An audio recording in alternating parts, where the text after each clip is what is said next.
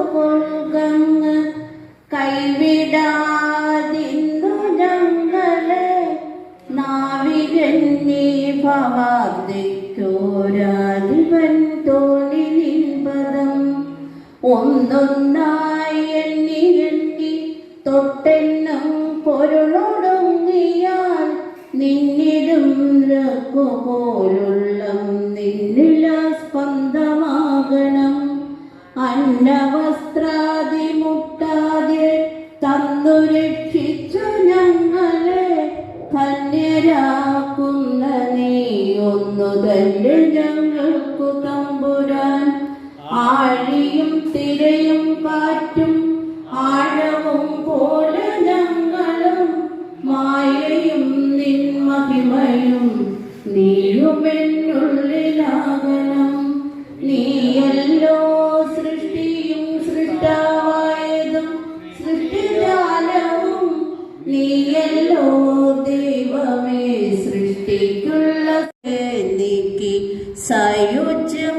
നൽകുമാരനും നീ സത്യം ജ്ഞാനമാനന്ദം നീ തന്നെ വർത്തമാനവും ഭൂതവും ഭാവിയും വേറല്ലോതുമൊഴുകിലോക്കിൽ നീ അകവും പുറവും തിന്നും മഹിമാർവാർന്ന നിൻപദം പുകഴ്ത്തുന്നു ഞങ്ങളങ്ങേ ഭഗവാനെ ജയിക്കുക ജയിക്കുക മഹാദേവ ദീനാൽ വനപരായണ ജയിക്കുക ചിദാനന്ദ ദയാസിന്ധോ ജയിക്കുക ആഴമേറും നിൻ മഹസാം ആഴിയിൽ ഞങ്ങളാകവേ ആഴണം പങ്കുവയ്ക്കുവാൻ വലിയ ദീപം തെളിയുവാൻ ഇവിടെ എത്തിച്ചേർന്ന കുടുംബാംഗങ്ങളെല്ലാം പ്രതിനിധികൾ ഈ വിളക്കിൻ്റെ ഭാഗത്തേക്ക് ക്ഷണിക്കുക.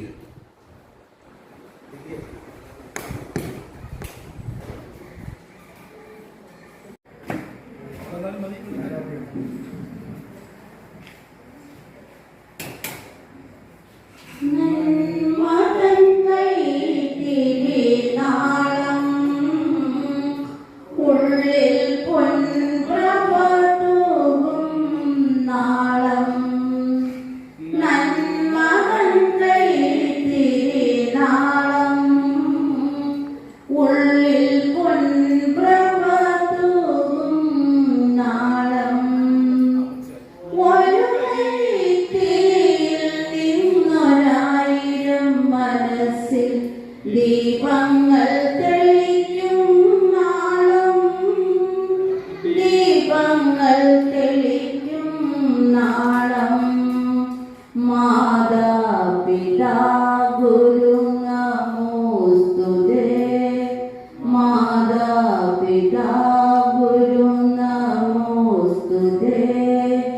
നന്മതന്റെ തിരിനാളം ഉള്ളിൽ പൊൻപ്രഭ തൂകും നാളം.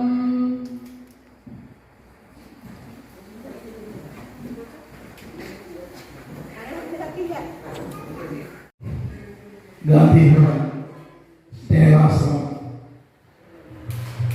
ഇളമാണ്. ഇത് പത്തനാപുരം ഗാന്ധിഭവന്റെ ബ്രാഞ്ചാണ്.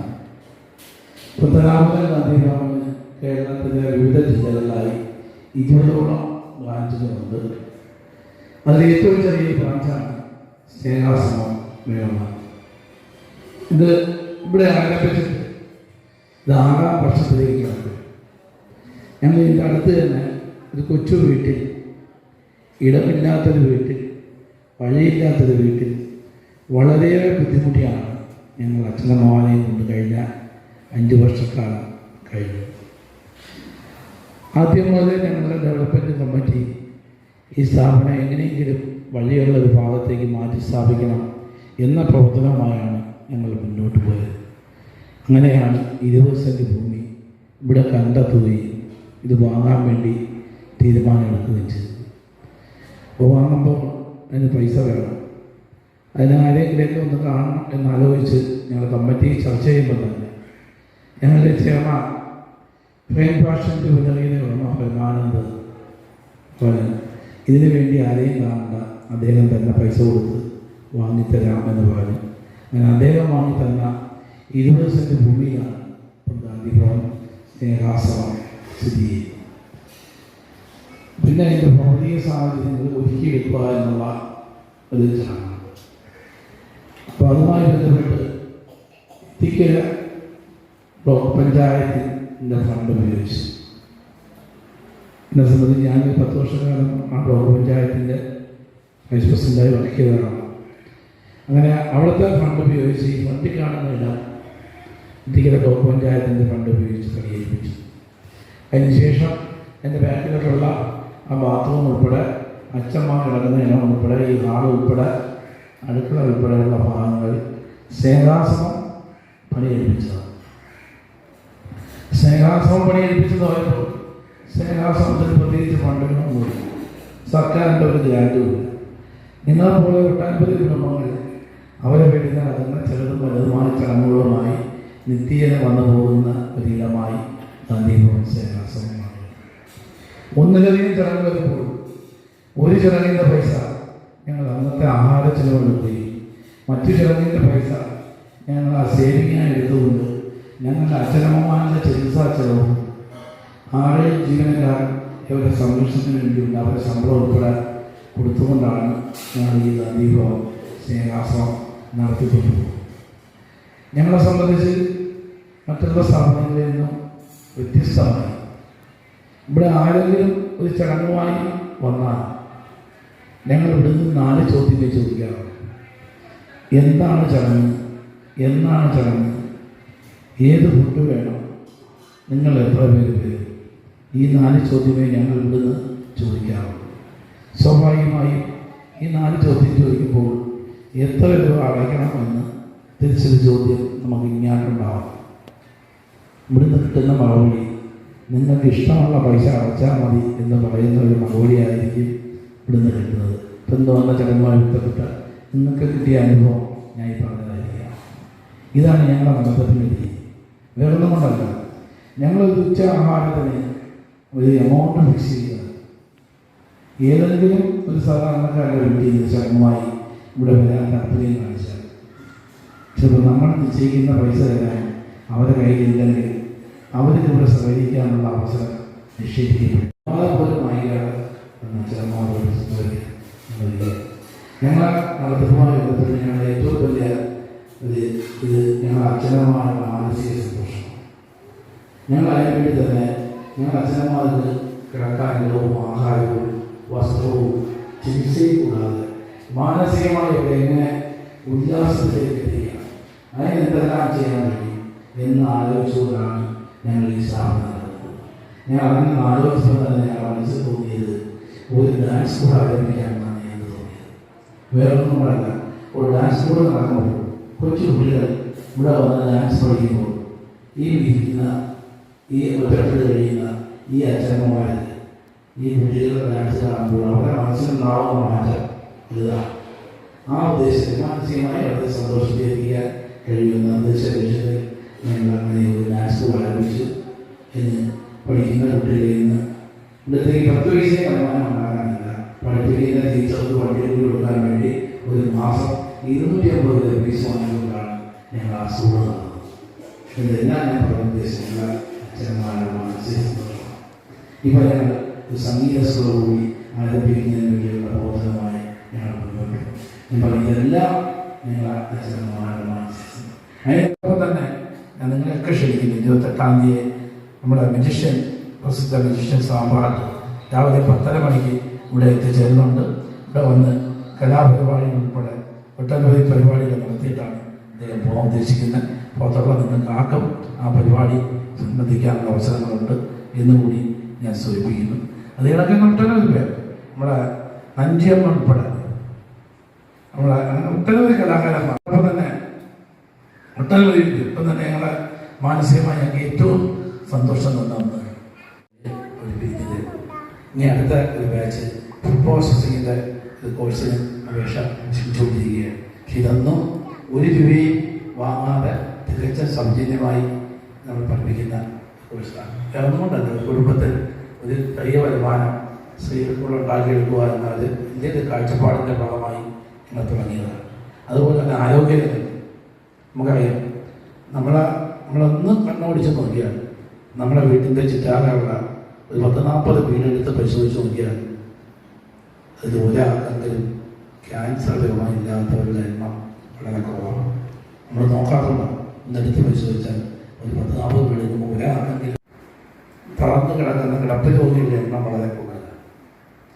വളരെ വീട്ടുകാരിൽ നിന്ന് അത് കണ്ടുകൊണ്ട് തന്നെ ഞങ്ങളെ പാലപ്പള്ളി മെഡിക്കൽ കോളേജിൽ ഞങ്ങൾക്ക് ചേർന്നുകൊണ്ട് ഈ സമീപ പ്രദേശത്തുള്ള പഞ്ചായത്തുകളുടെ വാർഡുകൾ സെലക്ട് ചെയ്തുകൊണ്ട് ഒരു വാർഡിൽ നിന്ന് 50 പേരെ പഞ്ചായത്ത് മെമ്പറുടെ നേതൃത്വത്തിൽ ഇവിടെ എത്തിച്ച് മെഡിക്കൽ കോളേജ് ടീം വന്ന് ഈ കിടപ്പ് രോഗികളെ സംരക്ഷിക്കാനും അവർക്ക് എങ്ങനെ മൂക്കിടെ ആഹാരം കൊടുക്കുമെന്നും പെട്ടെന്ന് ഒരാൾക്ക് ബോധക്ഷത ഉണ്ടായാൽ എന്തുണ്ടാകും, എങ്ങനെ ചികിത്സിക്കണം എന്നുള്ള ഒരു പ്രാഥമിക ഒരു കോഴ്സ് പോലെ ഞങ്ങൾ നടത്താൻ തീരുമാനിച്ചു. ഞങ്ങളത് കൺസെപ്റ്റ് വീട്ടിലൊരു ഡോക്ടർ എന്നത് കാഴ്ചപ്പാട് ഞങ്ങൾ അതിൻ്റെ ഒരു ഉദ്യമം ഞങ്ങൾ തുടക്കം കുറിച്ച് പാലപ്പള്ളി മെഡിക്കൽ കോളേജ് സഹകരണത്താൽ ആ പരിപാടി നടന്നുകൊണ്ടിരിക്കുക. ഇങ്ങനെ ആരോഗ്യരംഗത്തായാലും വിദ്യാഭ്യാസ രംഗത്ത് ഞങ്ങൾ ഈ ജനുവരി 1-ാം തീയതി ഞങ്ങളൊരു പുതിയ പദ്ധതിക്ക് തുടക്കം കുറിക്കാൻ വേണ്ടി തീരുമാനിച്ചു. സാമ്പത്തികമായി പിന്നോക്കം നിൽക്കുന്ന വിദ്യാഭ്യാസം ചെയ്യുന്ന കുട്ടികളെ സഹായിക്കാൻ വേണ്ടി ഒരു മാസം ഒരു കുട്ടിക്ക് 1000 രൂപ. അപ്പോൾ ഒരു മെഡിസിൻ പഠിക്കുന്ന കുട്ടിയാണെങ്കിൽ നമ്മളിപ്പോൾ തുടക്കം കുറിച്ചാൽ അത് മെഡിസിൻ കഴിയുമ്പോൾ 5 വർഷ കാലവും 1000 രൂപ വെച്ച് എല്ലാ മാസവും നമ്മൾ കൊടുക്കുന്ന ഒരു പദ്ധതിക്ക് തുടക്കം കുറിച്ചു. അപ്പോൾ വന്ന ഫസ്റ്റ് അപേക്ഷ ഒരു മെഡിക്കൽ കോളേജ് പഠിക്കുന്നത് ഞങ്ങൾ നോക്കി പലത് നോക്കുന്നതാണ്. ഇപ്പം തന്നെ ഞങ്ങളുടെ എല്ലാം ഒരു ക്യാമറ ഇന്നലെ കൊണ്ടാണ് പണി തരുന്നത്. കാരണം കൊണ്ടല്ല, അപ്പം ഞങ്ങൾ പുറത്ത് പോയാലും ഞങ്ങൾക്ക് ഞങ്ങളുടെ മൊബൈൽ ഇവിടെ നടക്കുന്നതെല്ലാം കാണാൻ കഴിയും. ഇതിനു വേണ്ടിയാണ് ഇന്ന് ഒരു ബുദ്ധിമുട്ട് ഞങ്ങൾ അച്ഛനന്മാരുണ്ടാവാൻ പാടില്ല എന്ന ഉദ്ദേശത്തിലാണ് ഞങ്ങൾ ഇങ്ങനെയൊക്കെ നടത്തിക്കൊണ്ട് പോകാൻ. എന്നാൽ ഇതെല്ലാം പറഞ്ഞു നിങ്ങൾ പോലെയുള്ളവരുടെ സഹകരണം കൊണ്ട് നടക്കുന്ന സ്ഥാപനമാണ്. ഇത് അദ്ദേഹം സൂചിപ്പിച്ചു. ഞങ്ങളെ സംബന്ധിച്ച് എന്നും ഒരു പിരിവിനും പോവാം. ഗാന്ധിഭവനിൽ നിന്ന് പിരിക്കാൻ ആരെയും ചോദപ്പെടുത്തിയിട്ടില്ല. കേരളം കൊണ്ടല്ല, ആൾക്കാർ അറിഞ്ഞ് അകമൊഴിഞ്ഞ് ഗാന്ധിഭവൻ സ്ഥാപനങ്ങളിലും സഹായിച്ചുകൊണ്ടിരിക്കുമ്പോൾ അതിന് പുറമെ ഒരു തിരിഞ്ഞു നോക്കാതെ ഹോസ്പിറ്റലിലേക്ക് ഇറക്കി വിടാൻ കഴിയാതെ വിഷമിക്കുന്നത് ഘട്ടത്തിൽ അവിടുന്ന് അടുത്ത മെഡിക്കൽ സൂപ്രണ്ട് ഉൾപ്പെടെ ഗാന്ധിഭവൻ വിളിച്ചു. ഗാന്ധിഭവൻ പത്തനാപുരത്ത് പോയി ആ 35ഓളം പേരെ നമ്മൾ ഏറ്റെടുത്ത് പത്തനാപുരത്ത് സംരക്ഷിക്കും. വേണ്ട, പാരിപ്പള്ളി പോലും പുതിയ മെഡിക്കൽ കോളേജ് അവിടെ കാണാൻ ജനങ്ങൾ ഉപേക്ഷിക്കപ്പെട്ട 2 പേരെ നമ്മൾ പോയി ഏറ്റെടുത്ത് പത്തനാപുരത്തേക്ക് മാറ്റിയിട്ടുണ്ട്. ജനങ്ങൾ നിത്യസംഭവങ്ങളായി നമ്മുടെ നാട്ടിൽ നടന്നുകൊണ്ടിരിക്കും. അമ്മമാരെയൊക്കെ നമുക്ക് കിടന്ന് വായിച്ചുകൊണ്ടിരിക്കുന്നതാണ്. അമ്മമാരെയൊക്കെ കുളിപ്പിച്ചൊരുക്കി ഓച്ചട അമ്പലത്തിലോ ഗുരുവായൂർ അമ്പലത്തിലോ കൊണ്ടുപോയി തൊഴിച്ച് ആൺകുട്ടം വരുമ്പോൾ എവിടെയെങ്കിലും കണ്ടെത്തി ആ വരുന്ന പോലെ പോയിട്ട് തിരിച്ചു വരാതെ പോകുന്ന മക്കളുള്ള കാലഘട്ടമാണ്. ഇപ്പോൾ അടുത്ത സമയത്ത് നമ്മൾ ന്യൂസ് വായിച്ചിട്ട് നമ്മുടെ ഐഡി സ്വത്തൻ്റെ ഐഡി വാങ്ങിച്ച് ആ അമ്മയെ വെളിയിൽ ഇറക്കി കയറ്റി കൂട്ടി ഇതിനെ ഒട്ടനവധി സംഭവങ്ങൾ. ഞങ്ങളെയൊക്കെ ആഗ്രഹം ഇതിനുള്ള സ്ഥാപനങ്ങളുടെ എണ്ണം അതിൽ നിന്നും വ്യത്യസ്തമായി ഇന്നത്തെ ദിവസം ഇവിടെ എത്തിച്ചേരാനും ഞങ്ങളുടെ അച്ഛനമ്മമാരോടൊപ്പം അല്പസമയം ചിലവാക്കാനും അവർക്ക് വലിയ ആഹാരം കൊടുക്കാനും കാണിച്ച മനസ്സ് ഏറ്റവും വലിയ പുണ്യം കിട്ടുന്നതാണ്. നമുക്കറിയാം, നമ്മളൊക്കെ സന്തോഷം വരുമ്പോഴും ദുഃഖം വരുമ്പോഴും ഓടിയെത്തുന്നത് ക്ഷേത്രത്തിലോ പള്ളിയിലോ ചർച്ചിലോ അവിടെയൊക്കെ പോകണം. പക്ഷെ അതിൽ നിന്ന് വ്യത്യസ്തമാണ് ഇതേകൾക്ക് ആരോഗ്യമില്ലാത്ത ഈ ഉപേക്ഷിക്കപ്പെട്ട ഈ ഒറ്റപ്പെട്ട ഈ അച്ഛനമ്മമാർക്ക് വലിയ ആഹാരം കൊടുത്താൽ കിട്ടുന്ന പുണ്യം നമ്മൾ ഈ പറഞ്ഞ ഒരു സ്ഥാപനത്തിൽ പോയി ഇത് കിട്ടില്ല എന്ന് നമ്മുടെ സമൂഹത്തിന് ബോധ്യപ്പെട്ടതുകൊണ്ട് ഇപ്പം അവരുടെ വീട്ടിൽ നടക്കുന്ന ഉച്ചയിടങ്ങൾ പോയി ഓടി ഇവിടെ എത്തുകയും ഇവരെ കാണുകയും കേൾക്കുകയും ഇവരോടൊപ്പം അല്പസമയം ചെലവാക്കുകയും ഇങ്ങനെ ചെയ്യുന്നത് കൊണ്ടാണ് നമ്മുടെ ഈ ഗാന്ധിഭവനെ പോലുള്ള സ്ഥാപനങ്ങൾ നടന്നു പോകുന്നത്. എന്തായാലും നിങ്ങളുടെ ഈ വീട്ടിലെ ഈ ചടങ്ങുകൾ ഇവിടെ വെച്ച് നടത്താൻ മനസ്സിൽ കാണിച്ച ഈ മുഴുവൻ കുടുംബങ്ങളെയും ഗാന്ധിഭവൻ സേനാശ്രമത്തിൻ്റെ പേരിലുള്ള ഹൃദയത്താൻ്റെ നന്ദി രേഖപ്പെടുത്തുന്നതോടൊപ്പം തന്നെ ഇവിടെ എത്തിച്ചേർന്ന മുഴുവൻ കുടുംബാംഗങ്ങളെയും ഗാന്ധിഭവൻ സേനാശ്രമത്തിൻ്റെ പേരിൽ ഈ ഗാന്ധിഭവനിലേക്ക് സ്വാഗതം ചെയ്തുകൊണ്ട് ഇന്നത്തെ ചടങ്ങ് കൂടി സൂചിപ്പിച്ചുകൊണ്ട് ഞാൻ അവസാനിപ്പിക്കാൻ.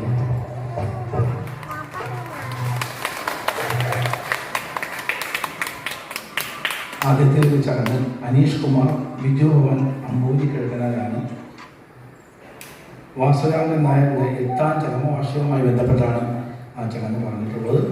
വാസുരാമൻ നായരുടെ ആത്മാവിന് നിത്യശാന്തി നേർന്നുകൊള്ളുന്നു എന്നും ആ കുടുംബത്തിൻ്റെ എല്ലാ വിഷയങ്ങളുടെ അച്ഛനമ്മമാരുടെ പ്രാർത്ഥന ഉണ്ടാവുമെന്ന് അറിയിക്കുന്നു.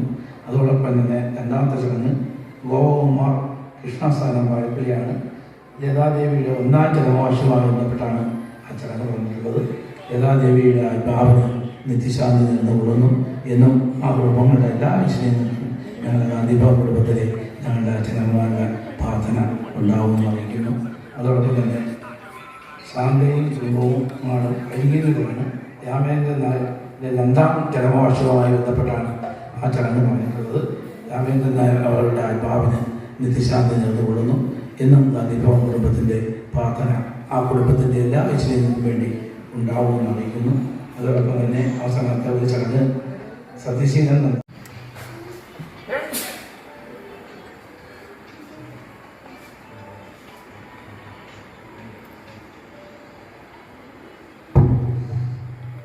ഈ ആത്മാക്കൾക്ക് നിത്യശാന്തി നേർന്നുകൊണ്ട് ഒരു സർവമത പ്രാർത്ഥന ചെയ്ത് ഇരുന്നാണ്.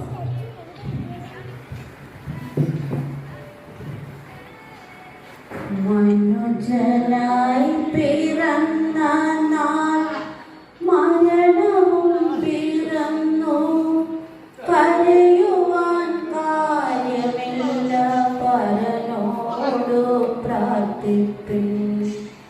മനുജനായി പിറന്ന നാൾ മരണവും പിറന്നു, കരയുവാൻ കാര്യമില്ല പരനോടു പ്രാർത്ഥിപ്പിൻ. ഒരു നാളിൽ നമ്മളെല്ലാം മരണത്തിൻ പീഡികയിൽ കരകാണ കടലിങ്കൽ മറയുന്നു നിശ്ചയം. ഇന്നു കാണും ജീവരാശി നാളെയൊന്നു കാണുമോ? ആർക്കറിയാം ദൈവചിത്തം, ഭഗവാനെ സ്തുതിപ്പിൻ. മനുജനായി പിറന്ന നാൾ മരണവും പിറന്നു, കരയുവാൻ കാര്യമില്ല പരനോടു പ്രാർത്ഥിപ്പിൻ. ജലമീതെ തിളങ്ങുന്ന കുമിള പോൽ നശ്വരം നരജീവനെന്നു നിത്യം കരുതേണം മാനവ. സ്തുതിക്കുവിൻ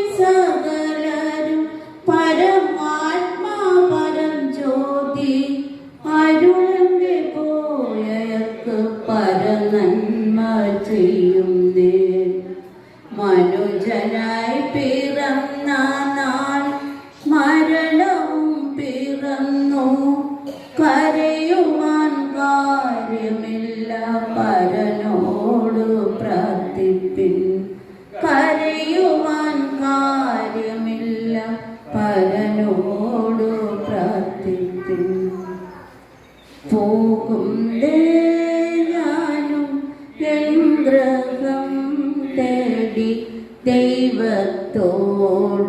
തുറന്നിടാൻ എത്തുന്നേ ഞാനൻ നാഥന്റെ ചാരെ പിറ്റേന്നോപ്പമുടന്നിടാൻ കരയുന്നോ നിങ്ങളെന്തിനായി ഞാനെൻ സ്വന്ത ദേശത്ത് പോകുമ്പോൾ കഴിയുന്നു യാത്ര ഇത്ര നാൾ കാത്ത ഭവനത്തിൽ ഞാനും ചെന്നിതാ പോകുന്നേ ഞാനും എൻ ഗ്രഹം തേടി ദൈവത്തോടു തുറന്നിടാൻ എത്തുന്നേ ഞാനൻ നാഥന്റെ ചാരെ പിറ്റേന്നോപ്പമുടന്നിടാൻ ദേഹമെന്നോരാ വസ്ത്രമൂരി ഞാൻ ആറടി മണ്ണിലാഴ്ത്തവേ ഭൂമിയെന്നോരാ കൂട് വിട്ടു ഞാൻ സ്വർഗമാം വീട്ടിൽ ചെല്ലവേ മാലാഖമാരും ദൂതരും മാറി മാറി പുലർന്നു പോയി ആദിവ്യാധികളന്യമായി കർത്താവേ ജന്മം ധന്യമായി പോകുന്നേ ഞാനും എൻ ഗ്രഹം തേടി ദൈവത്തോടു തുറന്നിടാൻ എത്തുന്നേ കൂടാതെ ചൊല്ലി ഞാൻ കർത്താവേ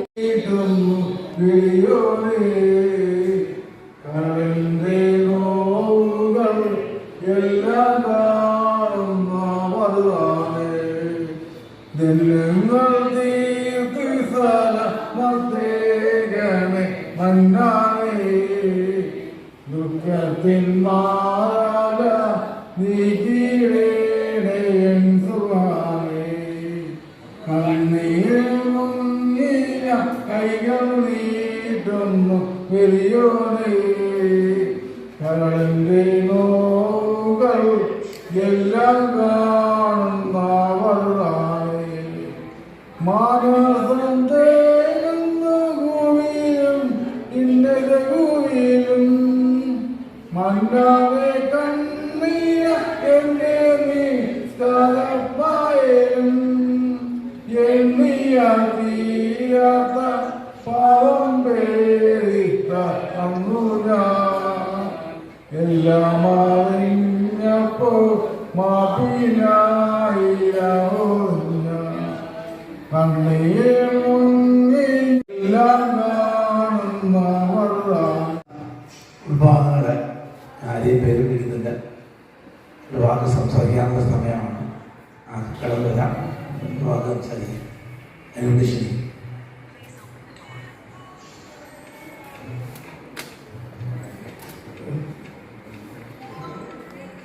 ഈ ഒരവസരം ഏതായാലും വന്നു ചേർന്ന് വളരെ സന്തുഷ്ടനാണ്. കാര്യം ഇപ്പം ഈ പറഞ്ഞ വ്യക്തി എന്ന് പറയുന്നത് ശ്രീമതി ലളിതാകുമാരി എന്ന് പറയുന്ന എൻ്റെ അപ്പച്ചയാണ്.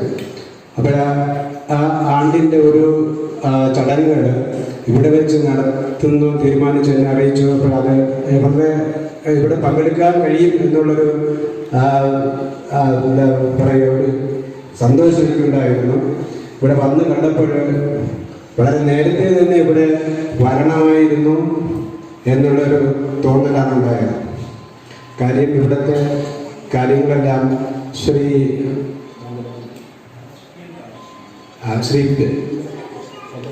ഇതിൻ്റെ secretary Shri PM Radhakrishnan sir വിവരിച്ചു. ഇപ്പോൾ അദ്ദേഹത്തിൻ്റെ വാക്കുകളിൽ നിന്ന് തന്നെ ഇതിൻ്റെ ഒരു പൂർണ്ണ രൂപം നമുക്ക് ലഭിക്കുകയുണ്ടായി. ഇതെങ്ങനെ നടത്തിക്കൊണ്ട് പോകുന്നു, ഇവിടെ ആരൊക്കെയാണ് ഇവിടുത്തെ അന്തേവാസികൾ, അവരുടെ സുരക്ഷിതത്വം തുടങ്ങിയ കാര്യങ്ങളൊക്കെ തന്നെ യാതൊരു ബുദ്ധിമുട്ടും അവർക്കുണ്ടാകരുത് എന്നുള്ള ഒരു ആഗ്രഹം, അദ്ദേഹത്തിൻ്റെ തീവ്രമായ ആഗ്രഹം, അവർക്കുണ്ടാകുന്ന ആരോഗ്യപരമായ ക്ഷേമ പ്രവർത്തനങ്ങൾ, ഡോക്ടർമാരുടെ സേവനങ്ങൾ ഉറപ്പുവരുത്തൽ, ക്യാർ സെൻ്ററുമായിട്ടുള്ള ടൈപ്പ് തുടങ്ങിയ കാര്യങ്ങളൊക്കെ തന്നെ അദ്ദേഹത്തിൻ്റെ വാക്കിൽ നിന്ന് നമുക്കൊരു പൂർണ്ണരൂപം ലഭിക്കുകയുണ്ടായി. ഏതായാലും ഇവിടെ വന്നതിലും ഇതിൽ പങ്കെടുക്കാൻ കഴിഞ്ഞതിലുമുള്ള ഒരു ചാരിതാർത്ഥ്യം അറിയിച്ചുകൊണ്ട് എല്ലാവർക്കും, വേദിയിലും സദസ്സിലും ഇരിക്കുന്ന എല്ലാവർക്കും നന്മകൾ ആശംസിച്ചുകൊണ്ട് ഇവിടുത്തെ അന്തേവാസികൾക്കും അച്ഛനമ്മമാർക്കും നല്ല ഒരു ദിനങ്ങൾ മുൻപിൽ ഉണ്ടാകട്ടെ എന്ന് ആശംസിച്ചുകൊണ്ട് ചുരുക്കുന്നു. നന്ദി, നമസ്കാരം.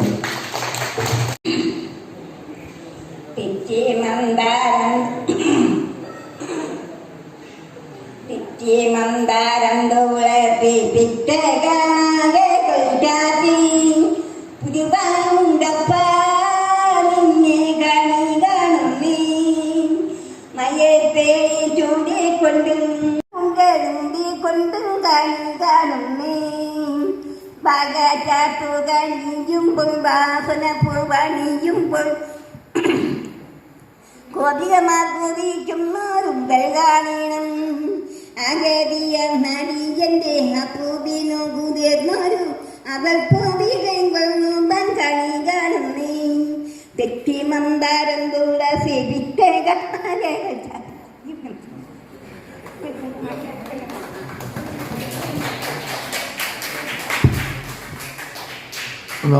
ഒന്നുമില്ലെങ്കിൽ നമുക്ക് ഇനി അടുത്ത എൻ്റെ ചടങ്ങിലേക്ക് കടക്കാം.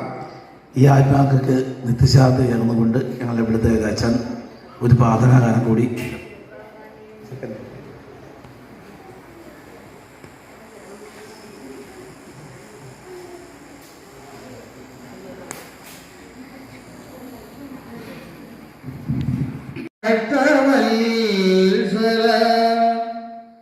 ദൈവമേ നിന്റെ സായുജ്യം പരേതാത്മാക്കൾക്കേകണേ.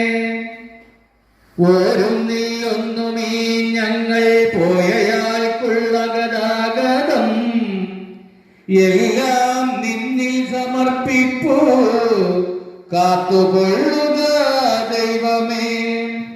പാപമോചനമുണ്ടാവാൻ പുണ്യവൃദ്ധി വഹിക്കുവാൻ ദൈവമേ നിന്റെ കാരുണ്യമോ പരേതാത്മാക്കൾക്കേകണേ. നീ അയക്കുന്നു നിർത്തും നേർന്നുകൊണ്ടോ ഇവിടെ എത്തിയ മുഴുവൻ കുടുംബങ്ങളിലേക്ക് അയച്ചു നിൽക്കുന്നതിന് വേണ്ടി ഒരു സമർപ്പണ ഗാനം ഒരു നിമിഷം ഇനി ചെയ്യും.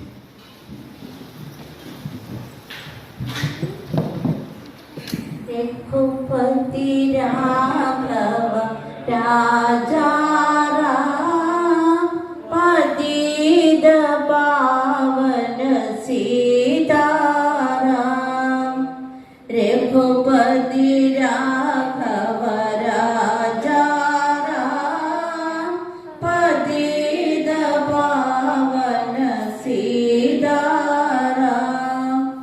सीताराम सीताराम फज प्यारे दो सीताराम. ईश्वर नल्ला तेरे नाम सबको सन्मति दे भगवन. रघुपति राघव राजा पावन सीताराम. ओम गुरुर्ब्रह्मा गुरुर्विष्णु गुरुर्देवो महेश्वर गुरु साक्षात् परब्रह्म तस्मै श्री गुरवे नमः. ओम सर्वे भवन्तु सुखिनो सर्वे सन्तु निरामया सर्वे भद्राणि पश्यन्तु മാം ജഗ്ദുഃഖഭാവഗവേ. ഓം അസതോ മാ തസ്കമയ തമസോ മാം ജ്യോതി. പേരിലുള്ള എല്ലാ കുടുംബാംഗങ്ങൾക്കും ഞങ്ങളുടെ ഓരോരുത്തരുടെയും പേരിൽ നന്ദി രേഖപ്പെടുത്തുന്നു. ഇത് അവസാന ഘട്ടത്തിലേക്ക് കിടക്കാം.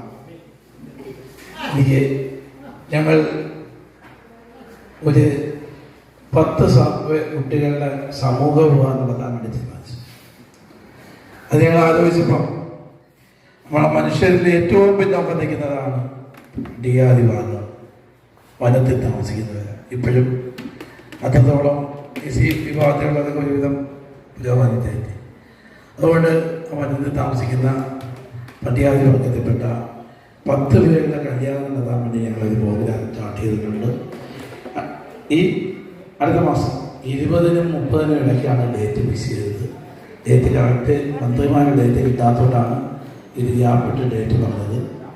അപ്പോൾ ആ കല്യാണം ഇവിടെ വെച്ച് 1000 പേരെ സദ്യയിൽ ഒരുക്കി അത് വെളിയിൽ വലിയ പന്തലായിട്ട് നടത്തുന്നൊരു പദ്ധതിയാണ്. റാന്നി കോന്നി ഭാഗത്തുള്ള വനത്തിൽ താമസിക്കുന്നവരാണ്. അവിടുന്ന് ഞങ്ങൾ വണ്ടി കൊടുത്ത് അവരെ കുടുംബാംഗങ്ങൾ ഉൾപ്പെടെ ഇവിടെ കൊണ്ടുവന്ന് ഇവിടെ വെച്ച് കല്യാണം നടത്തി തിരിച്ച് വണ്ടിയിൽ ഇവിടെ കൊണ്ടാക്കുന്ന ഒരു വലിയ പദ്ധതി ഞങ്ങൾ ആലോചിച്ചിട്ടുണ്ട്. അപ്പം ഡേറ്റ് ഞങ്ങൾ കൃത്യമായി അറിയിക്കും. ആ കല്യാണത്തിൽ പങ്കെടുക്കാൻ മുഴുവൻ പേരെയും അഡ്വാൻസായി ക്ഷണിക്കുകയാണ്.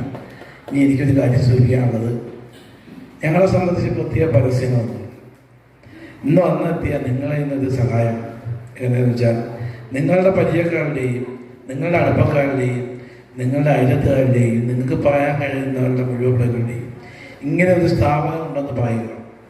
അതറിയുമ്പോൾ അവരെയൊക്കെ വീട്ടിൽ ചില ചടങ്ങ് നടക്കുമ്പോൾ ഏതെങ്കിലും ചടങ്ങ് വഴി ആരെങ്കിലുമൊക്കെ ഇവിടെ എത്തിച്ചേരാൻ സാധ്യതയുണ്ട്. അത് ഞങ്ങൾക്കൊരു വലിയ സഹായമായിരിക്കും. അങ്ങനെ ആ ഒരു വലിയ സഹായം നിങ്ങളുടെ ഭാഗത്തു നിന്നുണ്ടാകണം എന്ന് അഭ്യർത്ഥിച്ചുകൊണ്ട് ഈ ചടങ്ങ് അവസാനിച്ച് അറിയിക്കുന്നു. ഒന്നിച്ചിരുന്ന് ആഹാരം കഴിച്ച് പിരിയാം.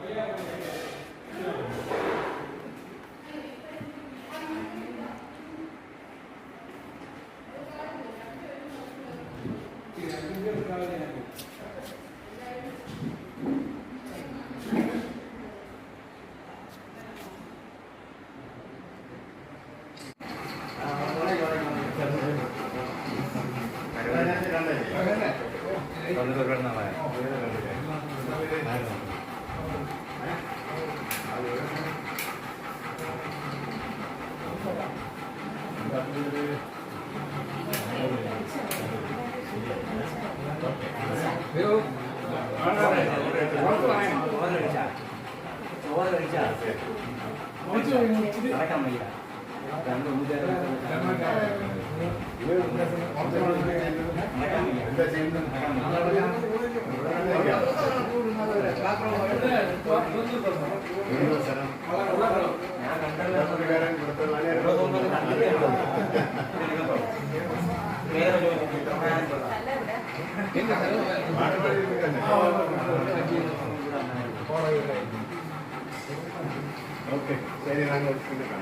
ഞാൻ അന്നൊന്ന് കണ്ടില്ലേ, ഞാൻ 2 ദിവസം വന്നില്ലായിരുന്നല്ലോ.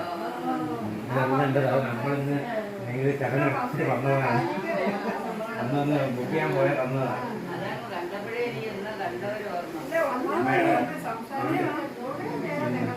എങ്ങനെയാണ് നിങ്ങൾക്കത് എല്ലാവരും